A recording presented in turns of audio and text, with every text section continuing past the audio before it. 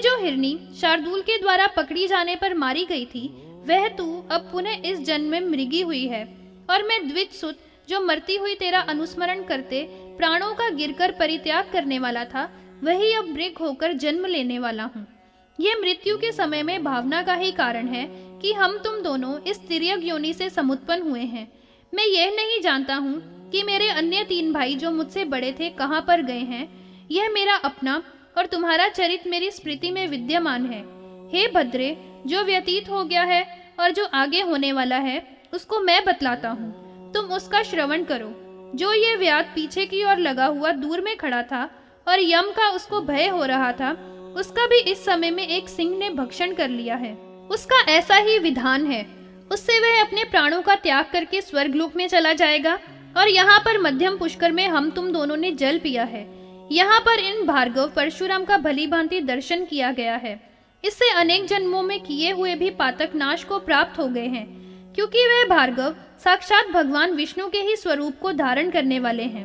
अब महामुनीन्द्र अगस्त्य के दर्शन प्राप्त करके तथा संगति प्रदायक स्तोत्र का श्रवण करके हम तुम दोनों ही परम शुभ लोकों में गमन करेंगे, जिनमें गमन करके प्राणी को किसी भी प्रकार की चिंता नहीं रहा करती है, अर्थात कोई पीड़ा होती ही नहीं है। इस तरह से यह इतना अपनी प्रिया से कहकर वह प्रिय दर्शन मृग चुप हो गया था, और अनातुर होकर राम का दर्शन करते हुए वह बहुत ही प्रसन्न आत्मा वाला हो गया था। भार्गव परशुराम ने अपने शिष्य के सहित इस तरह से उस मृग के द्वारा कही हुई बातों को सुना था, और इसको सुनकर उसको बड़ा भारी विस्मय हो गया था। हे राजेंद्र, फिर उस परशुराम ने उसी भांति से गमन करने के लिए अपनी बुद्धि बना ली थी। उस भार्गव ने सर्वप्रथम स्नान किया था और फिर अपनी जो नित्य क्रिया थी उसको समाप्त किया था। इसके पश्चात मन में अत्यधिक हर्षित होकर अकृत व्रण नामधारी के साथ संयुक्त होकर अगस्त्य मुनि के आश्रम की ओर उसने प्रस्थान कर दिया था। जिस समय में राम गमन कर रहे थे, तब मार्ग में मरे हुए व्याध को देखा था, जो कि सिंह के द्वारा किए हुए संप्रहार से ही मर गया था। उसको देखकर उस महान आत्मा वाले को बड़ा विस्मय हो गया था। फिर आगे आधे योजन तक चलकर कनिष्ठ पुष्कर था। वहां पहुंचकर राम ने स्नान किया था और परम हर्ष से संयुक्त होकर वहां पर मध्याह्न काल में होने वाली संध्या की उपासना की थी। उस समय में वह यही विचार कर रहा था, उस मृग ने मेरा अपना हित कहा था। तब तक वह यह देखता है कि पीछे लगा उस मृग और मृगी का जोड़ा वहां पर उपागत हो गया था। उस मृग और मृगी के जोड़े ने पुष्कर में जल का पान किया था और उसके जल से अपने शरीरों का अभिषिंचन किया था। भार्गव परशुराम यह देख ही रहे थे कि उनके देखते देखते वह मृग मृगी का जोड़ा अगस्त्य मुनि आश्रम के सम्मुख चला गया था। राम ने भी अपनी संध्योपासना को पूर्ण करके नैतिक कर्म से निवृत्ति की थी और वह भी अगस्त्य मुनि के आश्रम को चला गया था। यह परमोदार मन वाला विपदगत पुष्कर का दर्शन करते ही चला जा रहा था। भगवान विष्णु के पदों को, नागों के कुंड को, जहाँ पर सप्तऋषिगण संस्थित थे, जाकर उस परम शुचि जल का उपस्पर्शन करके फिर वह अगस्त्य मुनि के संश्रय स्थल को चला गया था। हे राजन, वहां पर ब्रह्मा जी की पुत्री सरस्वती विधि की अग्निहोत्र के तीनों कुंडों को पूरित करने के लिए समायत हुई थी। वहां पर उसी सरस्वती के तट पर परम पुनीत और शुभ तथा महाश्चर्य से युक्त कुंभज ऋषि के आश्रम को भार्गव ने देखा था, जो अनेक मुनिगणों के द्वारा निषेचित था। वह आश्रम परम शांत था और उसमें मृग और सिंह अपना स्वाभाविक वैर त्याग कर परम शांत मन वाले एक ही साथ रहा करते थे। ऐसे सभी पशुओं का वहां पर निवास था। उस आश्रम में अनेक प्रकार के परम सुंदर तरुवर लगे हुए थे, जिनमें कुटर, अर्जुन, बिंब, पारिभद्र, धव, इंग, दुग्धिरासन, खर्जर और बद्री आदि के अकृत व्रण से संयुक्त होकर प्रवेश किया था। प्रवेश करके राम ने विराजमान और परम शांत मन वाले मुनिवर अगस्त्य जी का दर्शन प्राप्त किया था, जो सर्वथा एकदम रुके हुए शांत जल से भरे हुए सरोवर के ही समान थे तथा शाश्वत ब्रह्मा का ध्यान कर रहे थे। वहां पर लताओं और द्रुमों के पत्तों से एक उटज बनाई हुई थी।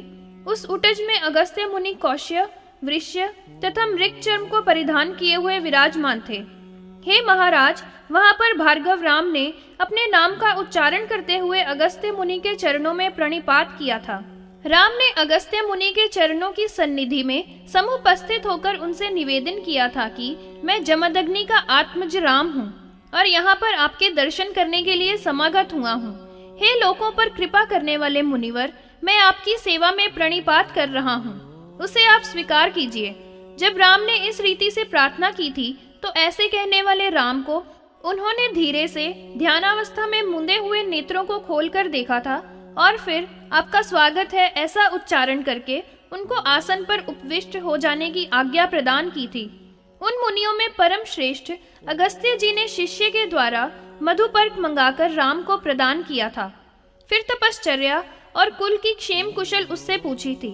उस मुनिवर के द्वारा जब राम से इस रीति से पूछा गया था तो उस समय में राम ने अगस्त्य मुनि से कहा था, हे ईश, अब आपके चरणों के दर्शन से मेरा सभी प्रकार का क्षेम कुशल है। हे निभो, मुझे एक संशय हो गया है, उसका छेदन आप कृपा कर अपने अमृत रूपी वचनों के द्वारा कर दीजिए। मैंने एक मृग को मध्यम पुष्कर में देखा था। उस मृग ने मेरा अतीत और अनागत संपूर्ण वृत्त बतला दिया था।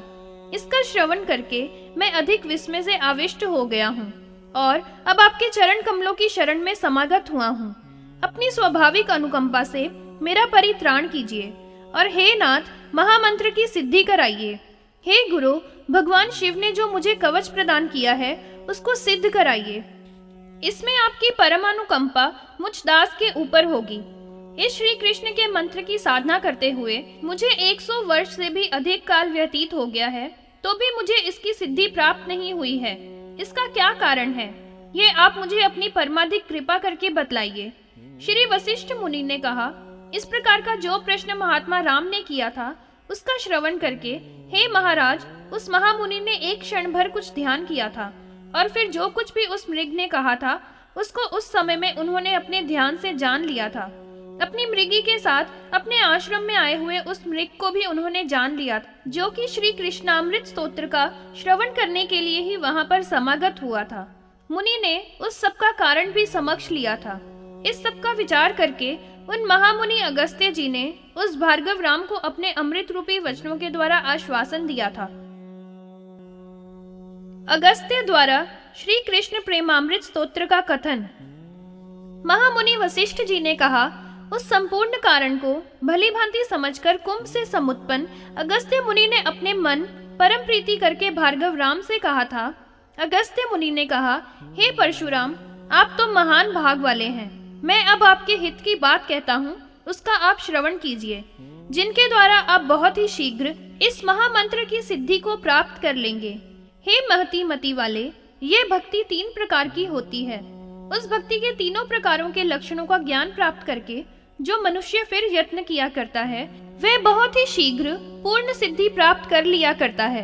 एक बार मैं स्वयं भगवान अनंत देव के दर्शन प्राप्त करने की आकांक्षा से पाताल लोक में गया था, जो कि परमानंद के साथ बड़े बड़े नागराजों से सुशोभित था।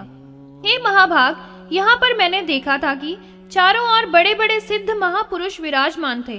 वहाँ सनकादिक चारों महासिद्ध देवऋषि, नारद, गौतम, जाजली, कृतु, ऋभु, हंस, अरुणी, वाल्मीकि, शक्ति, आसुरी प्रभृति सभी मुनीन्द्रगण और ऋषियों के समुदाय विद्यमान थे।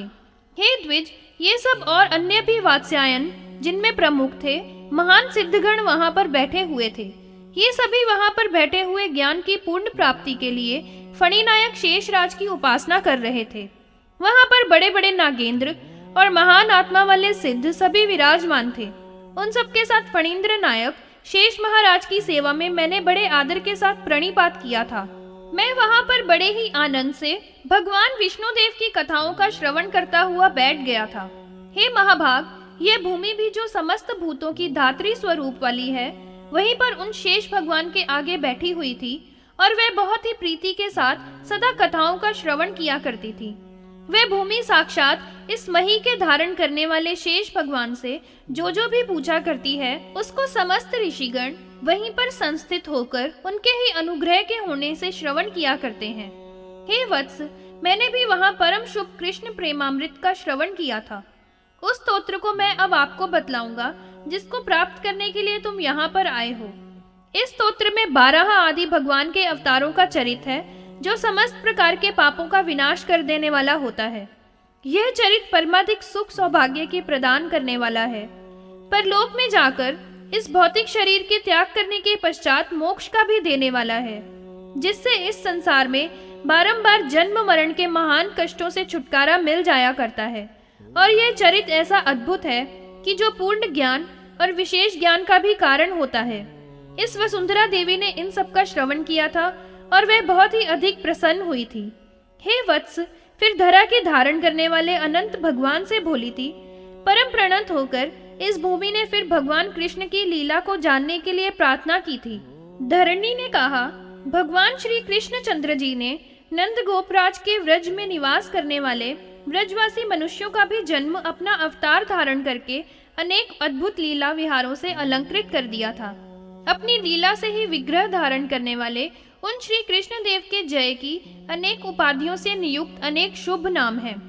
उन श्री कृष्ण के नामों में जो बहुत ही प्रमुख उनके नाम हैं, उनके श्रवण करने की कामना वाली मैं बहुत अधिक समय से हो रही हूँ। हे भगवान सुके, भगवान वासुदेव के उन परम शुभ नामों को अब कृपा करके मेरे आगे बतलाइए, क्योंकि इस संसार में इससे परतर अर्थात बड़ा अन्य कोई भी पुण्य नहीं है।